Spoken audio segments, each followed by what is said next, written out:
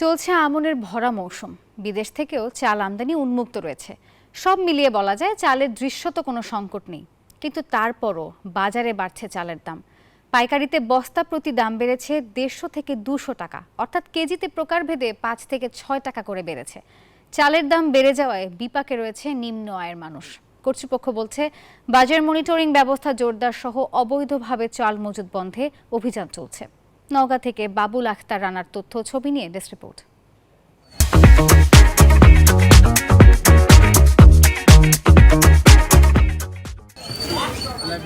দেশের অন্যতম বৃহত্তম ধান চাল উৎপাদনের জেলা নওগাঁ। সারা দেশের চালের চাহিদার সিংহভাগ মেটানো হয় এ জেলা থেকে। গত 2 সপ্তাহের ব্যবধানে জেলায় কাটারি ভোগ, জিরাশাইল সহ বিভিন্ন জাতের ধানের দাম বেড়ে যাওয়ায় চালের দাম বেড়েছে। বর্তমানে নাজিরশাইল চাল বস্তা প্রতি বিক্রি হচ্ছে 3700 থেকে 3800 টাকা, জিরাশাইল 3650 টাকা, আর জিরাশাইল ধান প্রতি মন 1800 টাকা ও স্বর্ণা 5 ধান 1400 টাকায় বিক্রি হচ্ছে।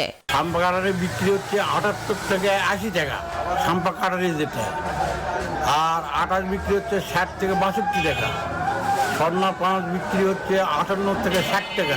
ক্ষুদ্র চাল ব্যবসায়ীদের অভিযোগ, মিল মালিকরা বস্তা প্রতি 150 থেকে 200 টাকা বেশি দাম রাখায় খুচরা বাজারে কেজি প্রতি চালের দাম 5 থেকে 6 টাকা বেড়েছে। প্রত্যেকটা চালের উপরই 5 থেকে 6 টাকা বৃদ্ধি হয়। চালের আমদানি নেই এবং ধানের দাম বেশি।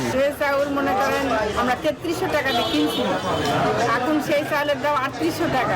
সমস্যা তো হচ্ছে, সংসারে তো হবে না, অত চালের দাম বেশি হয়ে গেলে মানুষের তো কষ্ট হবে। যাদের সংসারে 4জন 5জন খানে আলা, তাদের আরো কষ্ট। হয়তো বা কিছু মজুদ আছে, যারা মজুদদার আছে তাদেরকে অবশ্যই সেদিকে নজর দিতে হবে সরকার।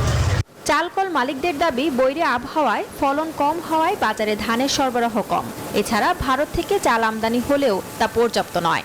আমদানি হচ্ছে, কিন্তু আমদানির যে পরিমাণে হওয়া প্রয়োজন সেটা খুব ধীর গতিতে হচ্ছে।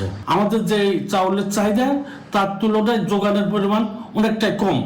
এই কারণে ধান এবং চাউলের উভয়টার মূল্য বৃদ্ধি পাচ্ছে। এদিকে মজুত করে দাম বাড়ানোর অভিযোগে চালকলে অভিযান পরিচালনা সহ 102 জন চালকল মালিককে শোকজ করা হয়েছে।